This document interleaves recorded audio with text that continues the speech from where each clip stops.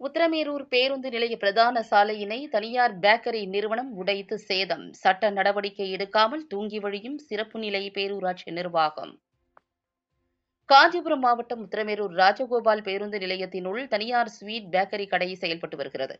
இக்கடையின் கழிவுநீர் அடைப்பினை பழுது நீக்கிட இரவோடு இரவாக பிரதான தரைதள சிமெண்ட் கான்கிரீட் சாலையினை தரைத்தளம் உடைக்கும் இயந்திரத்தை கொண்டு பேருந்து நிலைய பிரதான சாலையை தனியார் பேக்கரி கடை உரிமையாளர் உடைத்து அட்டூழியம்.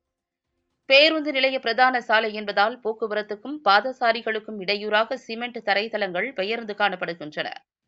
உத்திரமேரூர் சிறப்பு நிலை பேரூராட்சி நிர்வாகத்தினரிடம் எவ்வித அனுமதியும் பெறாமல் பேருந்து நிலைய சாலை உடைக்கப்பட்டுள்ளது.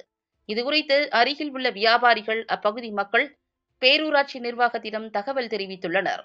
பேருந்து நிலைய சாலையை பார்வையிட்டு சென்ற அலுவலர்கள் பொதுவழிச்சாலையை அனுமதி ஏதும் பெறாமல் உடைத்தது சம்பந்தமாக எவ்வித சட்ட நடவடிக்கையும் எடுக்காமல் தனியார் பேக்கரி நிறுவன உரிமையாளருக்கு சாதகமாக மெத்தன போக்கில் செயல்படுவதாக அப்பகுதி மக்கள் பேரூராட்சி நிர்வாகத்தின் மீது குற்றம் சாட்டுகின்றனர்.